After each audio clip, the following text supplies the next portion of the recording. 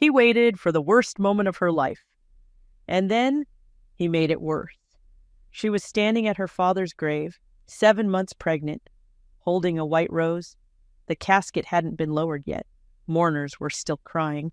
And her husband stepped beside her, not to hold her, not to comfort her.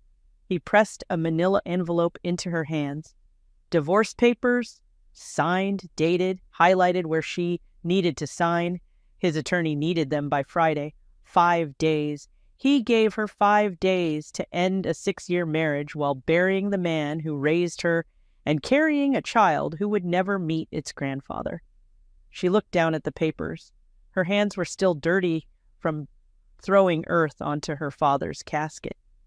The soil smudged the first page, right across her husband's signature. But here is what he didn't know. Here is what nobody knew. She was a lawyer. She read every single word. And on page 14, she found something her dead father had hidden inside their marriage 6 years ago. A clause. A trapdoor. A weapon disguised as fine print. She signed the papers, exactly like he asked, and 5 days later, that signature destroyed him. This is a story about a man who mistook grief for weakness, about a woman who turned her darkest moment into her most powerful, and about a father who loved his daughter so much he protected her from beyond the grave. Stay until the end, because what happens on day 5 will change the way you think about every woman who has ever been underestimated. This story carries a message that matters. Sometimes the people who hurt you the most hand you the very weapon that sets you free. Strength is not the absence of pain. It is what you build from the wreckage. And the love of a good father never dies. It just waits until you need it most. If this story moved you, if it reminded you of someone you know, or if it gave you hope during a difficult time, please take a moment to like this video, leave a comment sharing your thoughts, subscribe to our channel, and hit the notification bell so you never miss a story. Share it with someone who needs to hear this today. Your support helps us bring more stories like this to life. Sign it, Celeste. Your father's dead. There's nothing left to pretend for. The words hit her like a slap. Not loud. Grant never raised his voice in public. He said it the way he ordered coffee. Calm, measured, like he had rehearsed it in front of the bathroom mirror that morning. October wind cut through the cemetery. The kind of wind that finds every gap in your coat, every crack in your composure. Celeste stood at the edge of her father's grave, 7 months pregnant, holding a single white rose. The casket hadn't been lowered yet. The minister had just finished speaking. Mourners were still dabbing their eyes with tissues. Some were reaching for her mother's hand. And Grant stepped beside her, not to hold her, not to whisper comfort. He pressed a manila envelope into her hands. She looked down. Her fingers were numb from the cold. The envelope was thick, legal weight paper. She could feel it through the material. Her name was typed across the front in clean black letters, Celeste Whitmore. Below that, 2 words that stopped her heart. Dissolution of marriage. Her knees buckled. Not from grief this time, from the mathematics of cruelty. He calculated this. He chose the exact moment when she couldn't fight, couldn't think, couldn't breathe. He waited until she was standing over her father's casket, belly swollen with his child, surrounded by 200 mourners, and he handed her divorce papers. She pressed her tongue hard against the roof of her mouth, so hard it almost bled. Her father taught her that trick when she was 12 and lost her first debate tournament. "Press your tongue up," he had said. "It stops the tears. Judges don't cry in public, sweetheart. They cry in chambers." She didn't cry. Her mother saw Dolores Calloway, 63 years old, standing 10 feet away in a black dress she had worn to 3 funerals in 2 years, saw the envelope, saw her daughter's face go white, saw Grant's posture, the way he stood with his hands in his pockets, like a man waiting for a receipt. Wesley saw too. Celeste's younger brother, 28, hot-headed since birth. He lunged. Two uncles caught him by the arms. Wesley's face was purple with rage. His voice cracked across the cemetery like a gunshot. "Are you out of your mind?" Grant didn't flinch. He didn't even look at Wesley. He kept his eyes on Celeste, patient, expectant, like a man who had run the numbers and already knew the outcome. "I've highlighted where you need to sign," Grant said. "My attorney needs them by Friday." Friday. 5 days. He gave her 5 days to end a 6-year marriage while burying her father and growing a human being inside her body. The mourners had gone quiet. 200 people stood among the headstones, watching. Some pretended not to see. Others stared openly. Celeste could feel their eyes, the weight of their pity, the heat of their whispered judgments. She looked down at the envelope again. Her hands were still dirty from throwing earth onto her father's casket. The soil smudged the first page, brown against white, right across Grant's signature line, already signed. He signed before the funeral. He came to her father's burial with his name already on the dotted line. The baby kicked hard, right under her ribs, like a tiny fist pounding against a wall. Celeste did something no one expected. She tucked the envelope under her arm. She looked Grant dead in the eyes. His eyes were green. She used to love that about him. Now they looked like the color of something spoiled. "I'll have my attorney review them," she said. Her voice didn't shake. It didn't crack. It came out level and clear, the way her father's voice always sounded when he delivered a verdict. 6 years of marriage to a man who thought she was soft, who confused her kindness for weakness, who mistook her patience for surrender. Grant's jaw tightened. Just barely. But she caught it. He didn't expect that. He expected sobbing, begging, a scene. He expected her to crumble in front of 200 people so he could later tell his attorney she was emotionally unstable. Instead, she gave him what her father taught her to give any bully in a courtroom. Nothing. She turned away from him, walked toward the car. Her heels sank into the soft cemetery grass with every step. The wind caught her black veil. The baby kicked again, and the moment she turned her back, her hand started shaking so violently the envelope nearly slipped. Nora caught it. Nora Pemberton. Best friend since college. Nurse at St. Michael's. The kind of woman who shows up at 3 in the morning with ginger ale and a baseball bat, depending on what the situation requires. Nora caught the envelope, then caught Celeste, wrapped one arm around her waist, walked her to the car without saying a word, opened the passenger door, guided her in, buckled her seatbelt around her pregnant belly. "Don't you dare read those yet," Nora said. But Celeste was already reading. Her legal mind fired even while her heart was disintegrating. Page 1. Irreconcilable differences. Page 4. Asset division. Page 9. Custody provisions. He wanted joint custody. Of course he did. Not because he wanted the baby. Because it looked better in court. Page 14. Clause 7b. She stopped breathing. Not from pain this time. From recognition. She knew that clause. She knew the handwriting in the margin notes of the prenuptial agreement attached as Exhibit C. Small, precise print. The same handwriting that had written Celeste's first steps in her baby book. The same handwriting that had signed 30 years of court opinions. Her father's handwriting. Raymond Calloway had built something into the prenuptial agreement. Something Grant never read. Something that changed everything. Celeste looked up from the papers. Through the windshield, she could see Grant walking to his car, shoulders back, confident. A man who believed he had already won. "Nora," Celeste said quietly. "Yeah?" "I need to call Barrett Knox." Nora's eyebrows shot up. "Barrett?" You haven't talked to him in 2 years. I know, but I need a divorce attorney, and I need one who's smarter than Grant's. Nora started the car. What did you find in those papers? Celeste looked down at Clause 7B, at her father's careful language, at the trap door he had built into her marriage 6 years ago, hoping she would never need it, preparing for the possibility that she would. My father, she said. I found my father.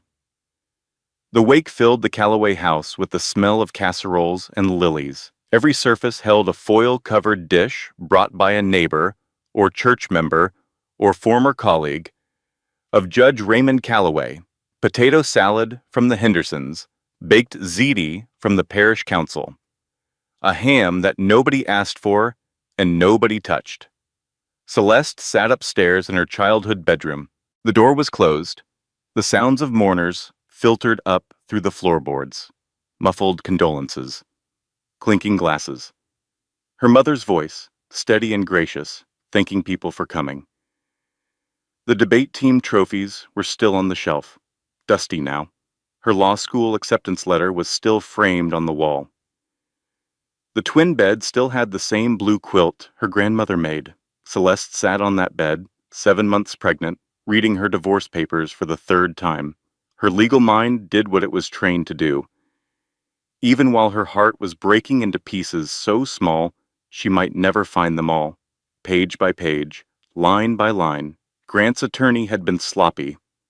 The filing used a standard template. Several provisions were boilerplate language copied without customization. The asset disclosures were incomplete. The custody terms were aggressive, but poorly supported. But the prenuptial agreement attached as Exhibit C was different. That document had been drafted by Raymond Calloway himself. Every word was precise. Every clause was airtight. And buried on page 14 was Clause 7B. In the event of dissolution initiated by either party, all financial holdings, trusts, and subsidiary accounts shall be subject to independent forensic audit before asset division is finalized. Independent forensic audit. Those 3 words were a loaded weapon, and Grant had just pulled the trigger on himself. Celeste closed her eyes. She could see her father at his desk in the study downstairs, reading glasses perched on his nose, bourbon on the side table, that brown cardigan with the elbow patches he wore every Sunday. He would draft legal documents the way other men did crossword puzzles, carefully, patiently, with quiet satisfaction when every word fit exactly where it belonged. He always knew Grant wasn't good enough. He never said it. Not once in 6 years did Raymond Calloway speak a word against his daughter's husband, but he built her an escape hatch. He wove it into the legal fabric of her marriage and waited, trusted her to find it when the time came. Dad, she whispered to the empty room, you knew. Her phone was in her hand. She pulled up Barrett Knox's number. They hadn't spoken since the holiday party 2 years ago. The night Grant had pulled her aside afterward and said, I don't like you spending time with single men from law school. It doesn't look right. She had argued, then she had stopped arguing, then she had stopped calling Barrett. She pressed the call button. It rang once, twice. Celeste, Barrett's voice was warm and immediate. No hesitation, no surprise. Wesley called me an hour ago. I'm already pulling case files. She exhaled. Something loosened in her chest. Just slightly, like a fist unclenching one finger at a time. Barrett, I need you to look at something. The prenuptial agreement, page 14, clause 7B. She heard papers shuffling on his end. Then silence. Then a low whistle. Your father drafted this, Barrett said. It wasn't a question. Yes. Celeste, this clause triggers an automatic forensic audit of all marital assets the moment divorce proceedings are initiated. Every bank account, every investment, every trust, every shell company, everything. I know. Does Grant know this clause exists? Grant didn't read past page 1 of the prenup. He told me on our wedding night that prenups were just formalities. He signed it like it was a parking ticket. Barrett was quiet for a moment. Then he said, "How fast can you get me the complete financial records you have access to?" "I can have them to you by morning." "Good, because I found something in Grant's public filings that doesn't add up. And if this clause does what I think it does, we're about to find out exactly what your husband has been hiding." Celeste rubbed her belly. The baby was moving, turning, restless.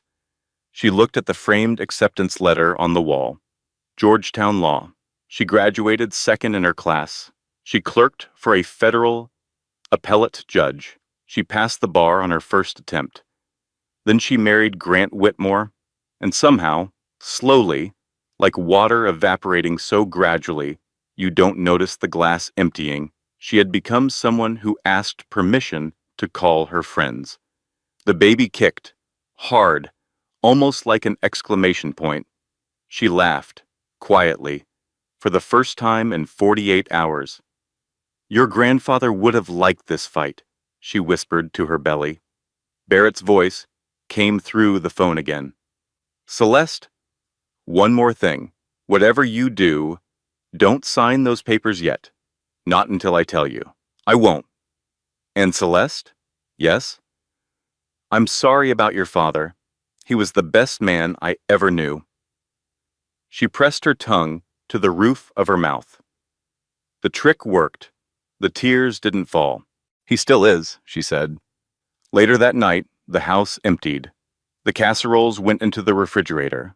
The lilies wilted on the dining table. Dee sat in Raymond's chair in the living room, staring at nothing. Wesley paced the kitchen, calling Grant every name the English language offered and inventing a few new ones. Celeste stood in her father's study. The reading glasses were still on the desk. A bourbon glass with a ring stain sat beside a leather legal pad. His calendar was open to the week he died. Thursday had Rotary lunch in blue ink. Friday had Call Barrett, C's prenup review. Saturday had C's baby shower, written in careful letters with a small star drawn beside it. He was going to review the prenup.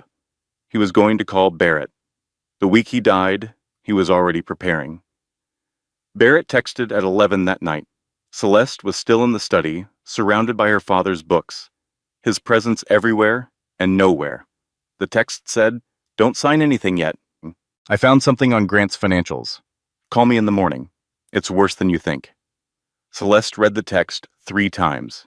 She set the phone down, picked up her father's reading glasses, held them in her palm. They were still smudged. He never cleaned them properly. Used the hem of his shirt instead of the cloth in the case. That always drove her mother crazy. She put the glasses back on the desk, exactly where he left them. Then she went upstairs to her childhood bed, the blue quilt, the familiar mattress, the sheets that still smelled faintly of Tide detergent. Her father always did the laundry, every Sunday morning. Said it relaxed him. Said the rhythm of folding was like organizing closing arguments. She pressed her face into the pillow, breathed. The baby kicked. 1, 2, 3, 4. She counted each one like a heartbeat, like proof that something good still existed inside the wreckage. She fell asleep counting. The coffee in Barrett's office was terrible, burned and bitter, like it had been sitting on the warmer since the previous century. Celeste held the mug anyway. The heat felt good against her cold fingers. October had settled into the city with a vengeance. Gray skies, bare branches, the kind of weather that matched everything she was feeling. Barrett sat across from her. His desk was covered with printouts, financial statements, and highlighted legal documents. He looked like he hadn't slept. His tie was loosened, his sleeves were rolled up. There were coffee rings on 3 different legal pads. "How bad is it?" Celeste asked. Barrett leaned back in his chair. He picked up a printout and set it down again. Then he looked her directly in the eyes. Grant has been siphoning money from his firm's client accounts. $230,000 over 18 months. He's been routing it through a shell company registered in Delaware. The room was quiet. Celeste could hear the clock on the wall, the soft hum of the heating system, the muffled sound of traffic 4 stories below. She could hear all of these things because her brain had gone completely silent, like someone had unplugged it. He's not divorcing you because he fell in love with someone else, Barrett continued. He's divorcing you because if you're still his wife, when this surfaces, marital asset law means you're liable too. He's not leaving the marriage. He's fleeing a crime scene. Celeste set the coffee mug down.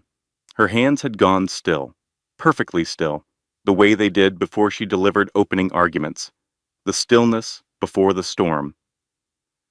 How long has he known about the audit risk? She asked. His firm's annual internal review happens in 6 days. If the siphoning is discovered during that review, the firm reports it to regulators. Criminal charges follow. By rushing the divorce, Grant separates his assets from yours, on paper, before anyone starts looking. And Clause 7B? Barrett almost smiled. Clause 7B turns his escape plan into a trap. The moment divorce proceedings are initiated, all assets go under forensic review. An independent auditor gets full access to everything, every account, every transaction, every shell company. He didn't read the prenup. Nobody reads prenups, except your father. Your father read everything. Celeste stared at the financial printouts on Barrett's desk. Numbers, dates, account transfers. The architecture of her husband's deception laid out in neat columns, $230,000. Stolen from clients who trusted him, hidden in a company that existed only on paper. She started rearranging the pins on Barrett's desk, lining them up by size, blue, black, red.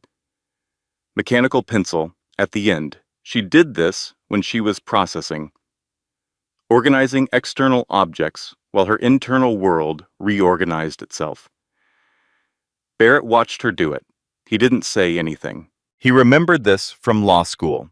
The night before their contract's final, she reorganized the entire study room bookshelf by subject, then by author, then by publication date. Then she got the highest grade in the class. He wasn't just cheating on me, Celeste said quietly. He was using me. Yes, the marriage, the pregnancy, the image of a stable family, it was all cover. That's what the evidence suggests. She finished with the pens, looked up. Her eyes were dry and clear. I need to tell you something, Barrett. Something that might change the timeline. What? 6 years ago, the night before our wedding, my father took Grant into his study. They were in there for an hour. When Grant came out, he was pale. He never told me what they discussed. My father never told me either. I asked twice. Both times, Dad just said, "We came to an understanding." Barrett wrote something on his legal pad. Your father was a federal judge for 30 years. He spent his career reading people, assessing credibility, determining intent. If he wrote Clause 7B into that prenup, it wasn't boilerplate. It was specific, intentional. He saw something in Grant. He saw enough to prepare for this exact scenario. Celeste closed her eyes. A memory surfaced. 3 months before her father died. Sunday dinner at the Calloway house, roast chicken, green beans, her mother's apple pie. Her father sitting at the head of the table, casually asking her, "How are Grant's accounts looking, sweetheart?" She thought it was small talk. Her father never made small talk. Another memory. 6 months before that. Raymond, asking her if she still had her copy of the prenuptial agreement. Just make sure you know where it is, he had said. A good lawyer always knows where the important documents are. She thought he was being his usual meticulous self. Now she understood. He was preparing her, planting signposts she would need later, trusting that when the time came, his daughter would follow the trail. The door to Barrett's office opened. Nora walked in carrying a paper bag and wearing the expression of a woman who had been awake since 5 in the morning and was ready to fight someone. "Ginger tea," Nora said, setting the bag on the desk, "and a blueberry muffin. You're eating for 2, and burned coffee doesn't count as nutrition." She looked at Barrett. "Tell me we're destroying him." Celeste looked at her best friend, then at Barrett, then at the stack of evidence on the desk. "We're doing something better," Celeste said. "We're letting him destroy himself." The plan took shape over the next 2 hours. Celeste would sign the divorce papers. She would file them through Barrett, who would simultaneously trigger Clause 7B. The forensic audit would begin automatically. Grant's attorney would receive notification, but by then, the auditor would already have access to the financial records. Grant couldn't stop it without withdrawing the divorce entirely. And withdrawing the divorce would mean admitting he filed it under false pretenses. It was a perfect legal mousetrap. And Raymond Calloway had built it 6 years ago.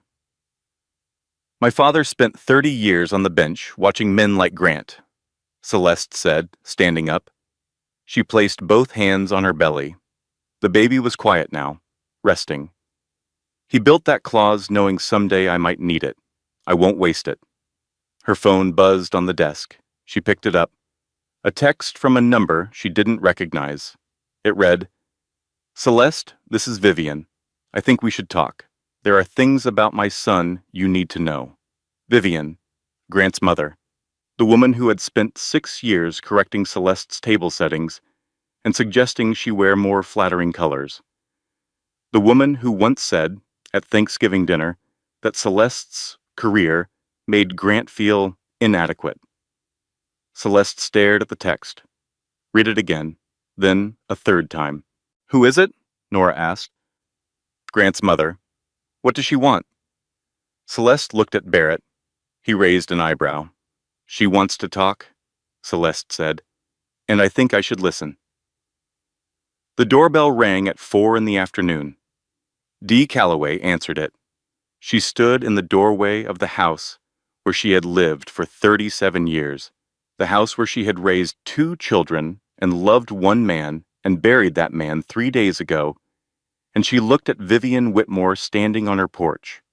2 women who had tolerated each other for 6 years, who had sat across holiday tables making polite conversation about weather and recipes while their children's marriage slowly poisoned itself, who had smiled at each other in church and exchanged birthday cards with generic well wishes. Now they stood on opposite sides of a doorway with nothing left to pretend about. Vivian looked smaller than Celeste remembered. She was wearing a gray coat, no makeup. Her hair was pulled back simply. She looked like a woman who had been carrying something heavy for a very long time and was finally ready to set it down. "Dolores," Vivian said, "I'm not here as his mother. I'm here as a woman who's been where your daughter is." Dee said nothing for a long moment. The wind blew leaves across the porch. Inside the house, the old radiator clanked the way it always did in October. Then Dee stepped aside and opened the door wider. Celeste was sitting in the living room. Nora was beside her. Wesley stood in the kitchen doorway, arms crossed, jaw tight. He looked at Vivian the way a guard dog looks at a stranger entering the yard. Vivian sat in the chair across from Celeste. She didn't take off her coat. She folded her hands in her lap. Her rings caught the light from the window. 3 diamonds on her left hand. A marriage that lasted 34 years. A marriage built on the same foundation as Celeste's. "I should have come to you sooner," Vivian said. "Years sooner." "Years? I'm ashamed that I didn't." "Why now?" Celeste asked. Vivian took a breath, the kind of breath that comes before a confession, before the thing you've been holding inside finally pushes its way out. "Because Grant's father did the same thing to me, 28 years ago. Different woman, same financial games, same lies, Same cruelty dressed up as practicality. The room went silent. Even Wesley uncrossed his arms. Vivian told the story. Her husband, Charles Whitmore, had been an investment manager. Charming, successful, respected in their community, he had an affair with a woman at his firm. When Vivian discovered it, Charles didn't apologize. He restructured their finances, moved assets into accounts she couldn't access, hired an attorney who specialized in protecting wealthy men from their wives. He didn't just betray me, Vivian said. He made me complicit in my own destruction. He convinced me that leaving would ruin the children, that no one would believe me, that I should be grateful for the life he provided. She paused, looked at her hands. I stayed. I regret it every single day. Celeste watched her mother-in-law's face, the lines around her eyes, the set of her mouth. 28 years of swallowed words and suppressed rage and smiling at dinner parties while her husband sat beside his mistress. Grant watched his father do this to me, Vivian continued. He watched, he learned, and I said nothing. I let him believe it was normal. That's my fault. That's the thing I have to live with. She reached into her purse and pulled out a folder. Inside were bank statements, account numbers, a storage unit receipt, physical documents that Charles Whitmore had kept and that Vivian had found after his death 3 years ago. Grant is using the same attorney his father used, Vivian said. Same firm, same playbook. Richard Devane and Associates. They specialize in hiding assets during divorce proceedings. They've been doing it for decades. She slid the folder across the coffee table toward Celeste. There's a second bank account Grant doesn't know I know about, and a storage unit on Maple Street with physical documents. Financial records he thought he destroyed digitally, but Grant is his father's son. He keeps paper copies, just in case. Celeste took the folder, opened it. Inside were photocopied bank statements showing transfers to an account she had never seen. The amounts were significant, 30,000 here, 45,000 there, spread across 16 months. Vivian reached into her purse again. This time she pulled out a photograph. It was Grant as a toddler.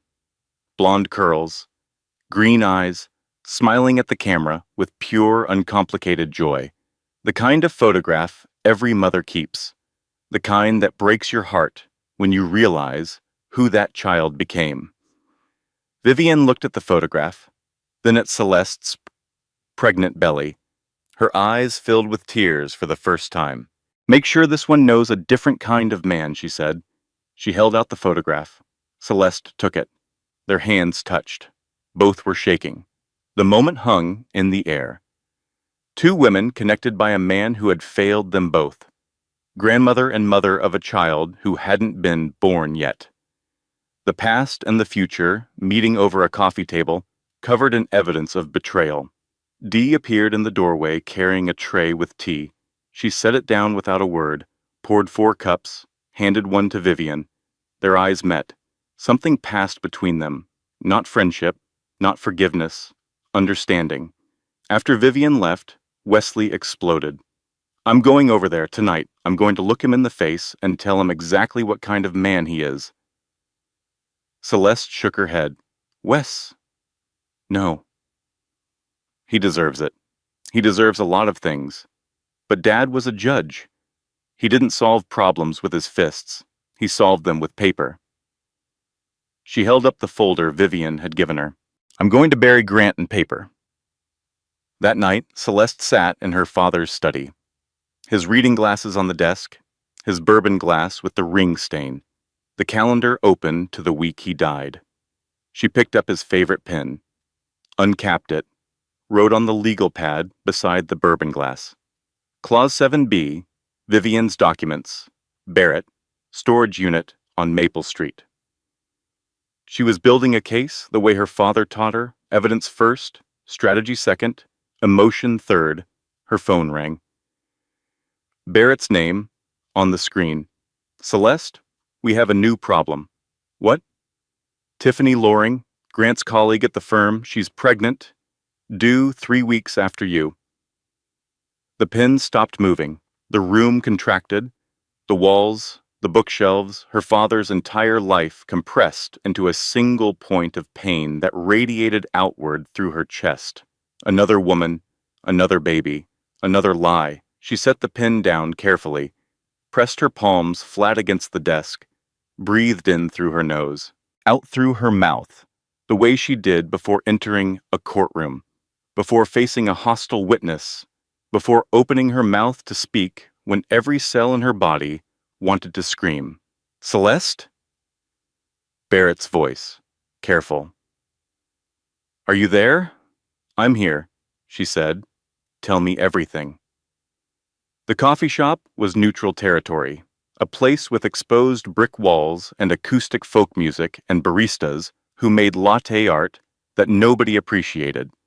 Celeste chose it because it was public, because witnesses mattered, because she didn't trust herself to have this conversation in private. Tiffany Loring arrived 7 minutes late. She was 27 years old, blonde, wearing a navy blue dress that didn't quite hide her pregnancy. 5 months along, just starting to show. She moved through the door with the nervous energy of a woman who had been rehearsing what to say and had already forgotten all of it. She saw Celeste, stopped. For a long moment, the two women just looked at each other, the wife and the other woman, both pregnant with the same man's children. It was the kind of scene that belonged in a movie, except it smelled like espresso, and someone's phone was playing a notification sound that sounded like a bird. Tiffany sat down. She didn't make eye contact. She wrapped both hands around her water glass, like it was the only solid thing in the room. Before you say anything, Tiffany started. Her voice was tight, controlled. I know what I did was wrong. I know you hate me. I would hate me. I don't hate you, Celeste said. Tiffany looked up, surprised, suspicious. I don't have the energy to hate you, Celeste clarified. I'm 7 months pregnant. I buried my father 4 days ago, and my husband served me divorce papers at the graveside. My emotional capacity is currently allocated elsewhere. Tiffany's mouth opened, then closed.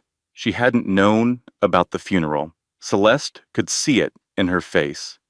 Grant didn't tell her that part. He served you papers at the funeral? Tiffany whispered. Beside the casket, before they lowered it. Tiffany set her water glass down. Her hands were trembling.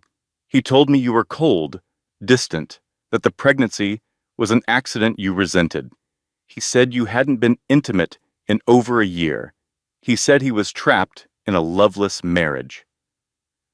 Celeste listened, without interrupting.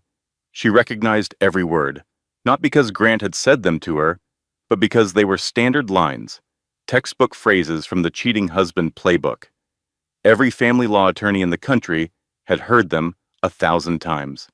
He told me he was going to leave, Tiffany continued. He said he just needed to wait for the right time. When I got pregnant, he said it was a sign that we were meant to be together. When did it start? Celeste asked. 18 months ago, at a firm retreat in Scottsdale. 18 months, Celeste did the math. 18 months ago, she and Grant had been trying to conceive. She had been tracking her cycle, taking vitamins, reading books about fertility. Grant had been coming home from work every night, kissing her forehead, asking about her day, and then going to bed with Tiffany.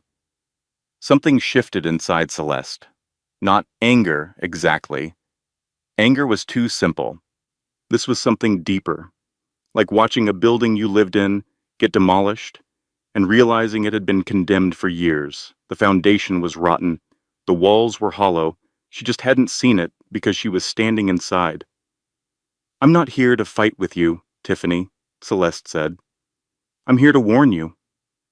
Tiffany went still. Grant isn't leaving me because he loves you.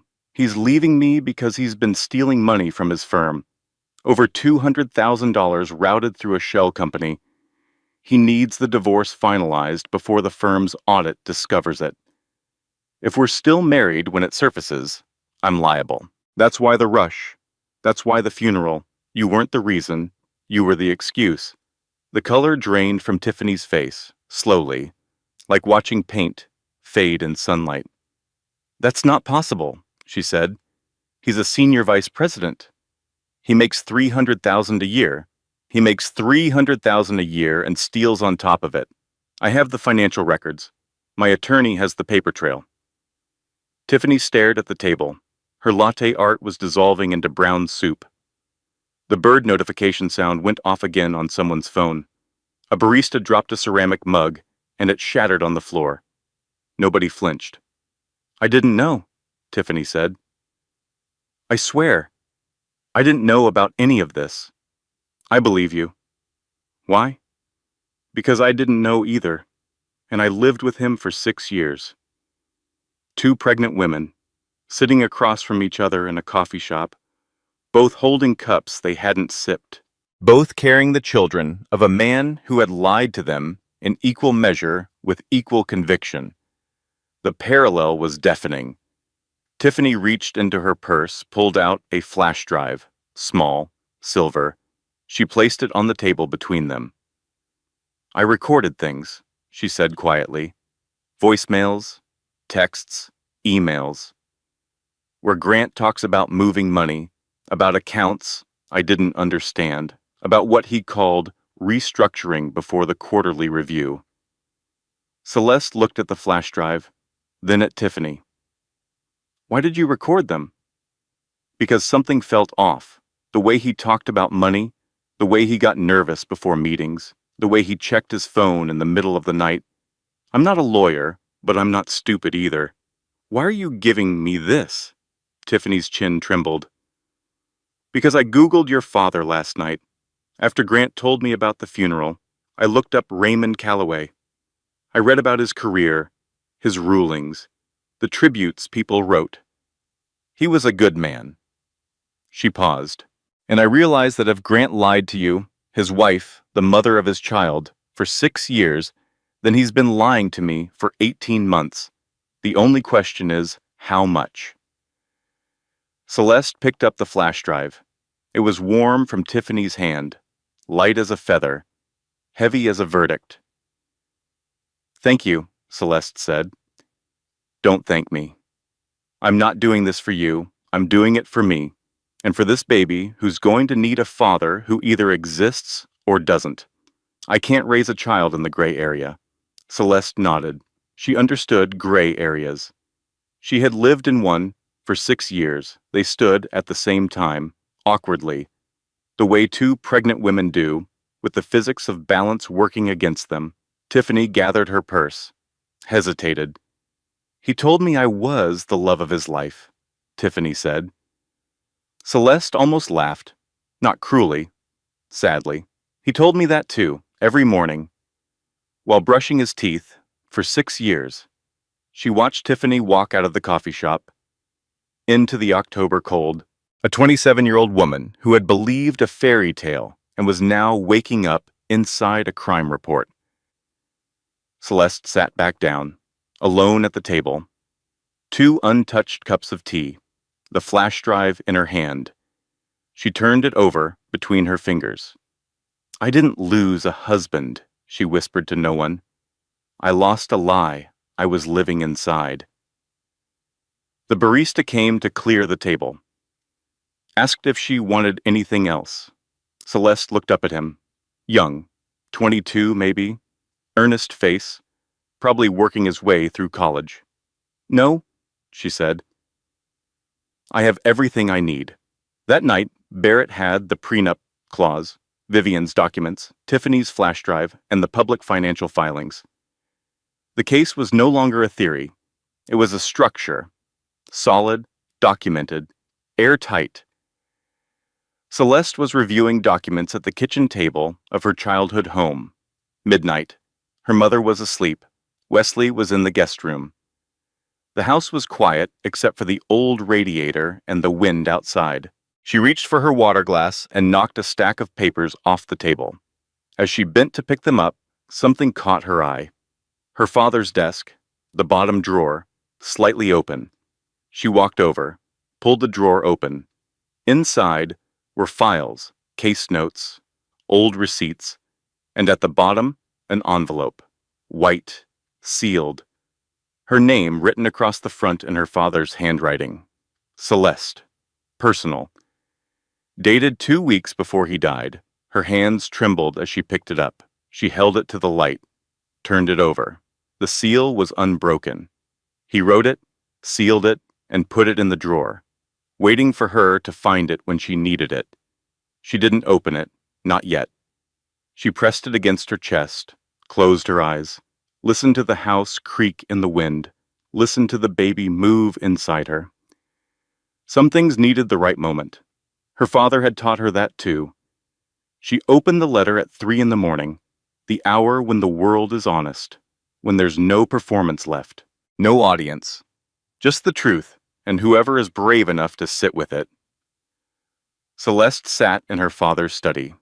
The lamp cast warm light across the desk, the reading glasses, the bourbon glass, the legal pads and law books and framed photographs of every Callaway graduation, wedding, and holiday for the past 4 decades.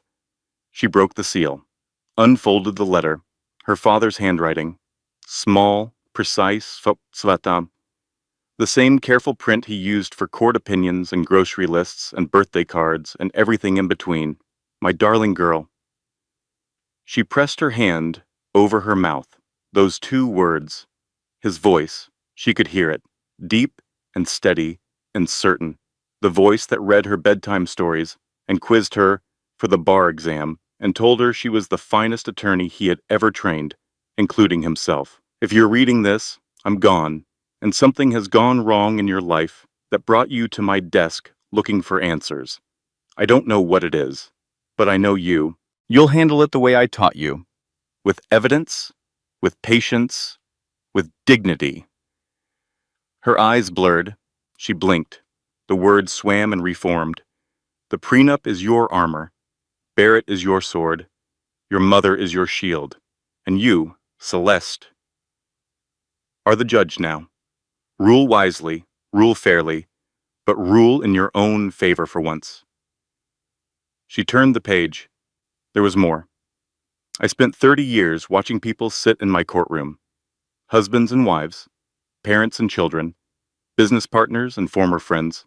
I learned one thing above all others. The people who survive are not the ones who are strongest. They are the ones who know when to stop fighting someone else's battle and start fighting their own. The letter ended with 4 words. Love, Dad. Always. Forward. Forward. His word. His philosophy. His answer to every setback. Every failure. Every closed door. Don't look back. Don't stand still. Forward. Celeste broke. Not quietly. Not gracefully. Not the way women break in movies, where a single tear slides down a perfect cheek. She broke the way real people break. Ugly, loud, complete. She slid off the chair, onto the floor of the study, clutching the letter, and she sobbed. Deep, wrenching sobs that came from a place below her stomach, below the baby, below everything she thought she understood about herself. I needed you here for this, Dad. She was talking to the room, to the books, to the glasses on the desk, to the man who wasn't there. I needed you, not a letter, not a clause, you. I needed you to tell me I'm going to be okay. I needed you to sit across from me and look at me with those eyes and tell me that I'm enough. The baby kicked. Hard. The hardest kick yet. Like a small foot slamming against a wall. Like a tiny person inside her saying, I'm here, I'm here, I'm here. She pressed both hands against her belly. The kicks continued. Rhythmic, insistent. Okay, she whispered. Okay, I hear you. She lay on the floor of the study. The carpet was old, beige, stained in the corner where Wesley spilled grape juice in 1997. The ceiling had a crack that had been there since Celeste was 14. The house breathed around her, old wood and old memories and the faint smell of her father's bourbon. At dawn, Dee found her, asleep on the floor, the letter clutched in one hand, the other hand on her belly. Dee didn't wake her. She went to the closet, pulled out Raymond's brown cardigan, the one with the elbow patches, the one that smelled like Old Spice and legal briefs and Sunday morning laundry. She draped it over her daughter, tucked the edges around her pregnant belly. Then she sat in Raymond's chair, the chair that still bore the impression of his body, and she watched her daughter sleep. She made a promise to her dead husband, silently, in the language of 40 years of marriage, the language that doesn't need words. I'll hold it together, Ray, for her, for the baby, for all of us. When Celeste woke, the light had changed, golden, morning. She was still on the floor. The cardigan was around her shoulders. Her mother was in the chair. Mom, I'm here. He left me a letter. I know. I saw it. He knew about Grant? Dee was quiet for a long time. Then she said, Your father knew about everyone, sweetheart. That was his gift and his burden. Celeste sat up. Her back ached. Her eyes were swollen. Her hair was a disaster. She looked like a woman who had spent the night crying on a floor, which is exactly what she was. Her phone buzzed on the desk. A text from Grant. I've spoken with my attorney. If you don't sign by Friday, I'll pursue full custody. I'll argue emotional instability, grief, hormones. I have witnesses who saw you at the funeral. You could barely stand. Is that the kind of mother a judge would trust with a newborn? Celeste read the text, read it again. Each word was a small, precise blade designed to find the soft parts, the vulnerable places, the fears she hadn't spoken out loud. Am I unfit? The thought crept in. I'm sleeping on floors, crying at 3 a.m. My hands won't stop shaking. My father is dead and my husband is a criminal, and I'm growing a baby inside a body that feels like it's falling apart. She stood up, walked to the bathroom, looked in the mirror. Pregnant, exhausted, mascara smudged from 2 days ago, hair tangled, eyes red. She whispered to her reflection, Who am I without him? Then quieter, Who was I with him? The second question was worse, because the answer was clear. She was less. With Grant, she was less. Less confident, less ambitious, less herself. He had trimmed her down so gradually she didn't notice. A comment here about her career, a suggestion there about her friends, a slow, patient diminishment disguised as love. She turned on the bath. Hot water, steam rising. She climbed in fully clothed. Black sweater, maternity leggings, socks. She sat in the tub as the water rose around her. It soaked through her clothes. Warm, heavy, like being held by something that didn't need anything from her. She sat there as the water cooled, didn't cry, didn't think, just existed. Her belly rose above the waterline like a small island. The baby was still. Sleeping probably. Even babies need rest from the weight of their mother's grief. Nora found her an hour later, didn't gasp, didn't panic, didn't ask what she was doing sitting in a cold bathtub, in her clothes at 8 a.m. Nora just sat down on the bathroom floor, reached over the edge of the tub, took Celeste's hand. They stayed like that. 2 women in a bathroom, one wet and broken and pregnant, one sitting on cold tile holding her friend's hand. No words, no advice, no platitudes. Sometimes love isn't words. It's sitting on a bathroom floor at 8 a.m. and not asking questions. Celeste's phone rang. Nora reached over and picked it up from the sink counter, looked at the screen. Barrett, she said. Celeste took the phone with her wet hand. Barrett. Celeste, listen to me carefully. Grant's attorney just contacted me. They know about the audit clause. Grant is trying to withdraw the divorce filing before we can execute it.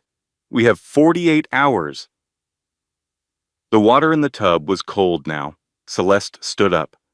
Water streamed from her clothes onto the floor. She stepped out of the tub, looked at Nora, looked at herself in the mirror. Wet, wrecked, pregnant, alive. Then we have 48 hours, she said. Let's not waste them. 48 hours. That was the window. Grant's attorney had discovered the audit clause and was preparing an emergency motion to withdraw the divorce filing.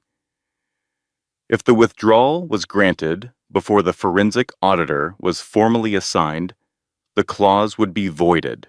The trap door Raymond built would close, and Grant would walk away clean. Barrett worked through the night. Celeste sat in his office, wrapped in her father's cardigan, eating the crackers Nora brought every 2 hours because the baby demanded sustenance, even when its mother wanted to stop eating entirely. The forensic auditor was assigned by 9 in the morning, a man named Arthur Webb, 62 years old, former financial crimes investigator. He had served as an expert witness in Raymond Calloway's courtroom on 4 separate occasions over 15 years. He owed Raymond's memory a debt of professional respect. When Barrett called him, Arthur agreed to take the case before Barrett finished the first sentence. "Tell me what you need," Arthur said. "Everything," Barrett replied. "Every account, every transfer, every shell company, and I need the preliminary report in 48 hours. For Ray's daughter, I'll have it in 36. The clock moved. Celeste filed the signed divorce papers through Barrett's office at 10 in the morning. Clause 7B activated the moment the filing was recorded. The forensic audit was now legally mandated. Grant's attorney could contest it, but the wheels were turning. Grant didn't know, not yet. He was at his office, working, believing that his wife was home, crying into casseroles and signing documents she was too grief-stricken to read. He had built his entire strategy on the assumption that Celeste was broken, that the funeral had destroyed her, that the pregnancy made her weak, that the 5-day deadline would create panic. He was wrong about everything. At noon, Grant's attorney filed the emergency motion to withdraw. The motion landed on the desk of Judge Franklin Hale, 58 years old, family court, 30 years on the bench. He played chess with Raymond Calloway every Friday for the last decade of Raymond's life. Judge Hale read the motion. Then he read the prenuptial agreement.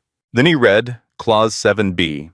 Then he set everything down, removed his glasses, and rubbed the bridge of his nose the way judges do when they are thinking about precedent and principle and the difference between what is legal and what is right.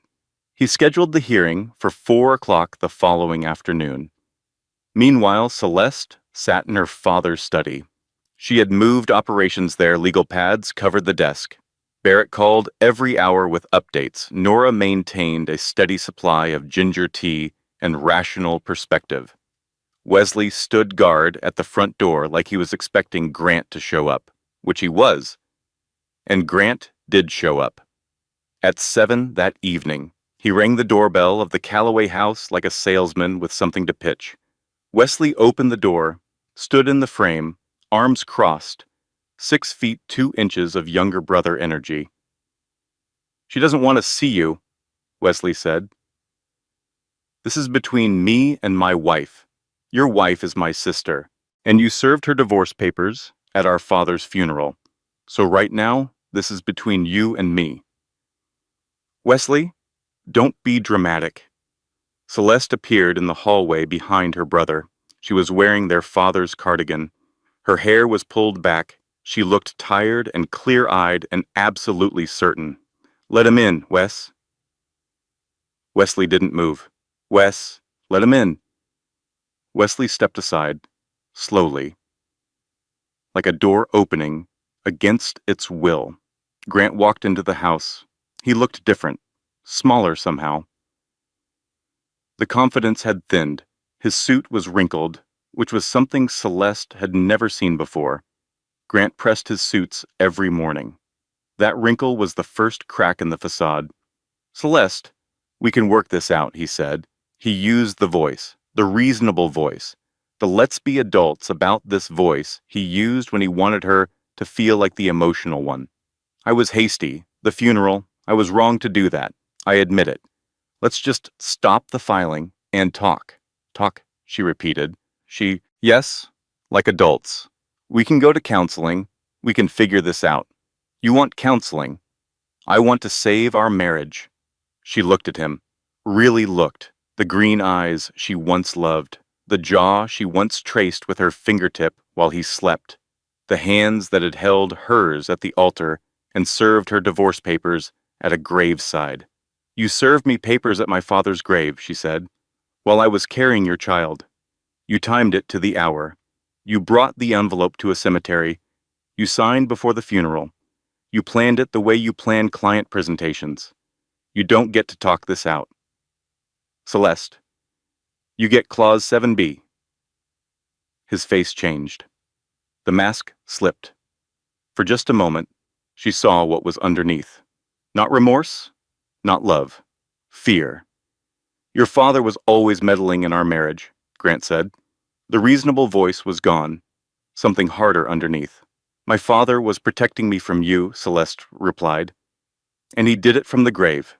Be grateful he was a judge and not something less forgiving. Grant looked around the room. Wesley stood in the hallway, arms crossed, blocking the path to the rest of the house. Dee was in the kitchen doorway, watching silently. Nora sat on the stairs, phone in hand, probably recording. He was surrounded by the people he had underestimated, the soft ones, the emotional ones, the women and the younger brother he had dismissed as irrelevant. They were all looking at him, and for the first time, he had nothing to say. He left without closing the door. Wesley closed it for him, quietly, which was somehow more devastating than slamming it. That night, Grant tried another angle. He went to Tiffany. Tell them you'll testify that Celeste was abusive, he said, that she knew about us and threatened you, that she's unstable. Tiffany sat on her couch, 5 months pregnant, looking at the man she had believed in and seeing, finally, what was actually there. I gave her the flash drive, Grant. Silence. Long, cold. The kind of silence that exists in the space between a question and an answer that changes everything. What flash drive? He asked. The one with your voicemails, where you talk about the accounts and the money and what you were going to do to her in the divorce. The one where you told me exactly how much you moved and where you moved it. Grant's face went white, completely, entirely white, like someone had pulled a plug and all the color drained out at once. You recorded me, he said. You lied to me, she replied. We both played the hand we were dealt. At 11 that night, Barrett called with the preliminary audit results. Celeste, are you sitting down? I'm lying down. I'm 8 months pregnant and I've been standing for 12 hours. What is it? The number isn't 230,000. How much? Over 1.2 million. And there's a second shell company in the Cayman Islands. $1.2 million. Stolen from clients. Hidden in offshore accounts. Funneled through 2 shell companies across 2 jurisdictions. This wasn't a man cutting corners. This was a criminal enterprise run out of a corner office. Celeste stared at the ceiling of her childhood bedroom. The glow-in-the-dark stars she had stuck up there when she was 9 were still faintly visible. Orion, the Big Dipper, Cassiopeia. Her father had taught her the constellations. Barrett, she said. Yes? How long until the hearing tomorrow? 17 hours. Good. I need to find something to wear. Apparently I'm going to court. Day 5, the day Grant demanded the papers by. The day he believed his wife would either surrender or break. Instead, Celeste stood in her father's closet at 7 in the morning, choosing a blazer. His clothes were still there. The suits, the ties, the casual weekend shirts that smelled like aftershave and grass from the lawn he mowed every Saturday. Dee hadn't been able to touch them yet. She said she would, when she was ready, but not yet. Celeste found the charcoal blazer, the one he wore for closing arguments, heavy wool, well-tailored, a small ink stain on the inside of the left cuff, where a pin had leaked during a particularly long deliberation. She put it on over her maternity dress. It was too big in the shoulders. She didn't care. She looked at herself in the hall mirror, pregnant, wearing her dead father's blazer, about to walk into a courtroom and dismantle the man she married. She remembered the aisle. 6 years ago. White dress, white flowers, her father beside her, his arms steady under hers. He leaned in as they walked, whispered something. She heard it but didn't understand it then. If he ever stops deserving you, you come home. This door doesn't close. She understood now. The door had never closed. The prenup, the clause, the letter, the whispered promise on the wedding day. Her father had built an entire architecture of protection around his daughter, piece by piece, year by year, and told her about none of it, because he trusted her to find it when she needed it. The courthouse was cold. The air conditioning ran year-round, regardless of season, as if the building itself wanted everyone inside to feel slightly uncomfortable.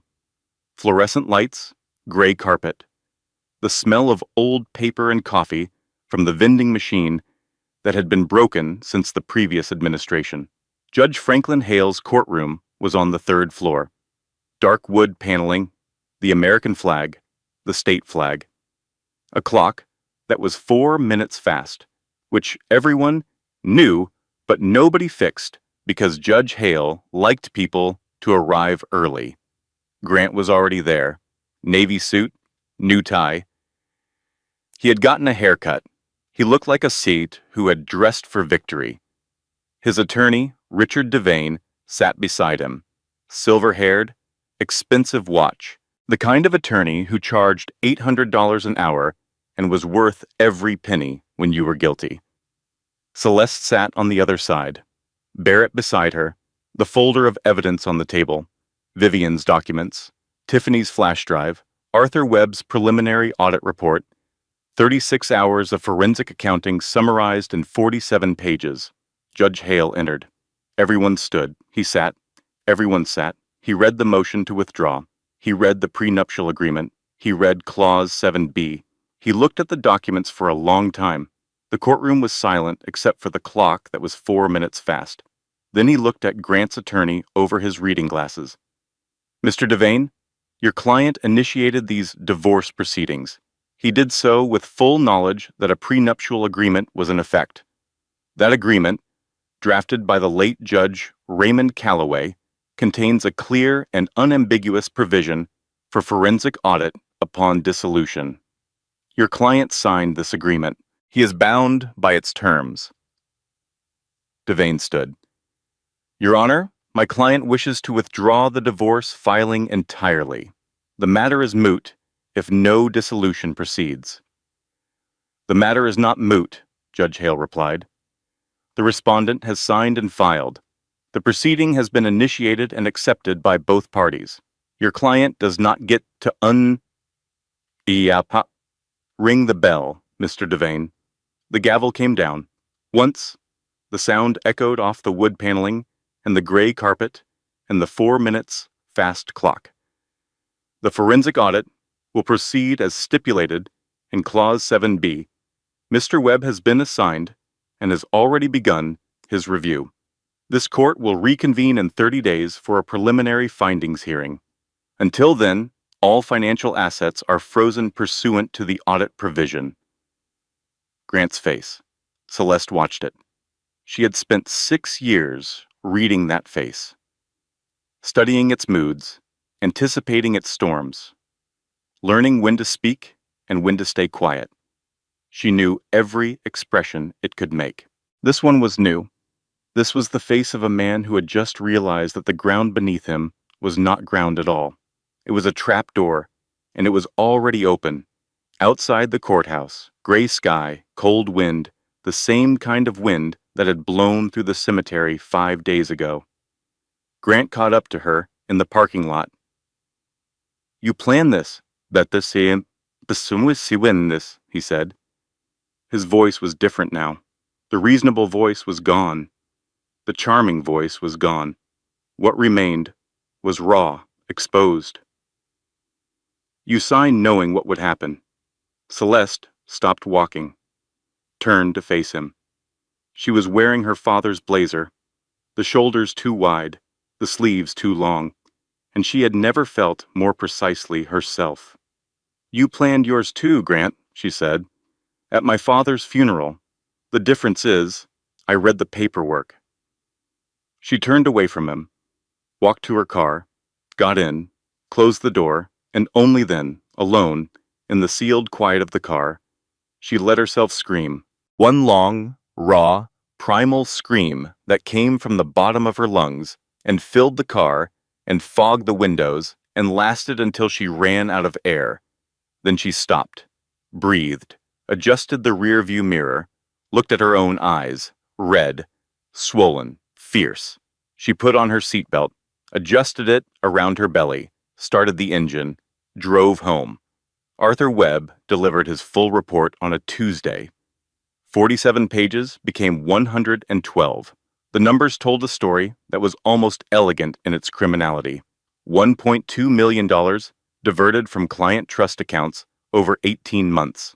2 shell companies, one registered in Delaware under the name Granite Holdings, the other in the Cayman Islands under the name Bayside Capital Partners. The money moved in increments designed to avoid automated detection. 23,000 here, 18,000 there, never enough to trigger a flag, always enough to build a fortune. Grant had been skimming from 7 different client accounts: retirement funds, college savings, an elderly widow's estate, a nonprofit's endowment. He took from people who trusted him with the money they couldn't afford to lose. The forensic report went to Barrett's office first, then to the firm's compliance department, then to the Securities and Exchange Commission, then to the United States Attorney's Office. Grant was terminated from his firm on a Wednesday afternoon. Security escorted him out of the building carrying a cardboard box. His access badge was deactivated before he reached the parking garage. His professional licenses were placed under review by 3 separate regulatory bodies. The irony was sharp enough to cut. If Grant had simply asked for a divorce like a normal person, at a kitchen table, with attorneys, with decency, with the basic human courtesy of not choosing a funeral, he could have negotiated, he could have hidden enough, he could have controlled the process, but he chose cruelty. He chose the funeral because he wanted her broken. He chose the 5-day deadline because he wanted her panicked. He chose speed over caution because he believed his wife was too emotional, too pregnant, too grief-stricken to fight. Speed made him sloppy. Cruelty made him careless, and his contempt for Celeste made him blind to the woman she actually was. Barrett sat across from Celeste in his office, the same office where this had started, the same terrible coffee, the same cluttered desk, but everything else had changed. "The settlement terms," Barrett said. He opened a folder. "You're entitled to the house, full custody, child support calculated at the standard percentage of his legitimate income, and approximately 60% of marital assets after the fraudulent funds are separated and returned to the clients." Celeste nodded. She had expected this. She had calculated most of it herself. Her legal mind had been running the numbers for weeks. "And Grant?" she asked. "Federal charges are pending. His attorney is negotiating a plea. Best case for him is 18 months minimum at a federal facility." Celeste looked out the window. November now. The trees were bare. The sky was white. The world looked like it had been stripped down to its bones. Barrett? Yes? What about Tiffany? Barrett paused, set his pen down. What about her? She's pregnant with his child, too. She's going to need support. Financial support, medical support. That baby didn't choose any of this. Celeste, you don't owe Tiffany Loring anything. I know I don't owe her. I'm not talking about debt. I'm talking about a child. Grant's child, which means my daughter's sibling. Whether anyone planned it or not. Barrett looked at her for a long time. The way he had looked at her in law school when she made an argument nobody else saw coming. The way he used to look at her before Grant made sure they stopped talking. You want me to include provisions for Tiffany's child in the settlement, he said. Yes, not for Tiffany, for the baby, child support, medical coverage, college fund if possible. That's remarkably generous. My father judged people for a living, but he taught me that justice isn't about punishment. It's about making sure the right people are protected, and children are always the right people. Barrett wrote it into the settlement agreement that afternoon. Vivian came to the Calloway house one last time. She brought a box. Inside were baby clothes, tiny onesies and soft blankets and knitted booties saved from Grant's childhood. Washed, folded, smelling of lavender dryer sheets. She had kept them for 28 years. I'm sorry for my son, Vivian said. She stood in the doorway. She didn't come inside this time. I'm sorry for my silence. I'm sorry it took your father dying for me to find my voice. Celeste took the box. The baby clothes were soft against her hands, small, impossibly small. Hard to believe a person could start out that tiny and grow into someone capable of such calculated harm. Thank you, Vivian. For what? I should have done this years ago. For choosing the right side, even though it's the harder one. Dee appeared behind Celeste. She saw the box. She saw Vivian. Two mothers standing on opposite sides of a doorway. One who raised a man who destroys. One who raised a woman who endures. They would never be friends, but something had shifted between them. Something that looked like recognition. Dee took the box from Celeste's hands and nodded at Vivian just once. A small movement, an acknowledgement that the world is complicated and people are flawed, and sometimes the bravest thing a mother can do is admit her child is wrong. Vivian nodded back. Then she walked to her car and drove away. That night, Celeste sat on the back porch of her childhood home. Fireflies were gone. For the season, the yard was dark except for the porch light and the glow from the kitchen window, where Dee was washing dishes and humming a song Raymond used to sing. Celeste was wrapped in the brown cardigan. Her belly was enormous now. 8 months. The baby would come soon. She could feel it, the heaviness, the readiness, the strange, fierce patience of a body preparing to do something extraordinary. Dee brought her decaf coffee, sat beside her on the porch swing. The chains creaked.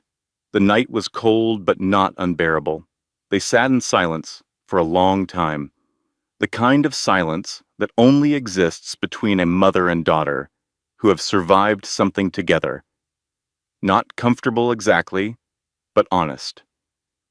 Your father would have loved watching you in that courtroom, Dee said. Celeste smiled. The first real smile in weeks. Not a brave smile. Not a performing smile. A real one. He was there, Mom. He built the case 30 years before it happened. Dee reached over and took her daughter's hand, squeezed it, didn't let go. The porch swing creaked, the night deepened, the baby kicked, and somewhere in the vast, indifferent universe, in whatever place good men go when their work is done, Raymond Calloway rested. Ramona Celeste Calloway Whitmore was born on a Tuesday morning in December. 8 pounds, 2 ounces, 10 fingers, 10 toes, a full head of dark hair, and a voice that announced itself to the delivery room with the confidence of a woman who had been waiting 9 months to speak. She came into the world screaming, which made Celeste laugh. Through tears, through exhaustion, through the strange animal relief of a body completing the hardest thing it had ever done. She laughed because her daughter was loud and angry and alive and perfect. In the delivery room, Dee held one hand, Nora held the other. Wesley paced the hallway because he couldn't handle watching his sister in pain. Barrett sat in the waiting room with a case file he wasn't reading. No Grant. His absence was noted by the nurses, by the on-call doctor, by the hospital social worker who stopped by to ask gentle questions. Celeste didn't notice. That was how she knew something fundamental had shifted. 6 months ago, his absence would have been a wound. Now it was simply a fact. The sky is gray. The coffee is cold. The father of my child is not here. Facts, not feelings. Nora was the first to hold Ramona after Celeste. She cradled the baby with the practiced ease of a neonatal nurse and the trembling reverence of an aunt. "She looks like your father," Nora said. Celeste looked at her daughter's face. The nose, the set of the jaw, the way her eyes, still cloudy and new, seemed to study the room with the calm assessment of someone deciding whether or not to issue a ruling. "Yeah," Celeste said. "She does." Dee held her granddaughter and wept. Not sad tears, relief tears, joy tears, the tears of a woman who had buried her husband and almost lost her daughter, and was now holding proof that the world keeps going, that life insists on continuing, that love survives its losses. "Raymond," Dee whispered to the baby, "your name means Raymond, and he would have held you all day and never put you down." 3 months passed. Winter deepened. The Calloway house adjusted to the sounds of a newborn, the 3 in the morning feedings, the crying that echoed through rooms that had been quiet for too long, the soft singing of a grandmother who remembered every lullaby from 30 years ago. Celeste healed. Not all at once, not in a straight line. Some days she felt strong and clear and certain. Other days she stood in the shower for 45 minutes staring at the tile. Grief doesn't move in one direction. It circles. It returns. It surprises you in the grocery store when a song plays that your father liked. But she moved forward. Because that was the word. Forward. She reopened her law practice in the spring. A small office on Main Street. 2 rooms and a waiting area. She painted the walls herself, pale blue, the color of her father's favorite tie. The nameplate on the door read, "Calloway Legal, Family Law." Her first client was a woman named Diane, 52 years old, married 28 years. Her husband had served her divorce papers the day after her mastectomy, while she was still in the hospital bed, while the drain tubes were still attached. Diane sat in Celeste's office and told her story through tears. The same story with different names, the same cruelty wearing different clothes. Celeste listened, made notes, poured a glass of water, handed Diane a tissue. "I can't pay much," Diane said. "This one's pro bono," Celeste replied. "My father was a judge. He believed that justice shouldn't have a price tag. I'm still figuring out what I believe, but that part I know for sure." Barrett became her law partner. They worked well together. He handled the courtroom. She handled the strategy. They argued about case law over lunch and agreed about everything else. Something unspoken sat between them, warm and patient and unhurried. Neither of them named it yet. There was time. After everything that had happened, Celeste understood the value of time. Grant pleaded guilty to 3 counts of financial fraud and 2 counts of wire fraud. 18 months at a federal minimum security facility. His clients were reimbursed through the firm's insurance. His professional licenses were permanently revoked. At the sentencing hearing, Celeste sat in the gallery. She didn't speak, didn't need to. Grant looked at her once, just once, across the courtroom. She held his gaze for 3 seconds. Then she looked away. Not in anger, not in triumph, in release. Tiffany had her baby in January. A boy, 7 pounds, 6 ounces. She sent Celeste a photo through Barrett. The baby had Grant's green eyes and Tiffany's nose. He looked like every other newborn, small, bewildered, innocent. Celeste sent back a onesie, white cotton, size 3 months. Printed on the front in small letters was one word, cousin. Because that's what Ramona and that boy were.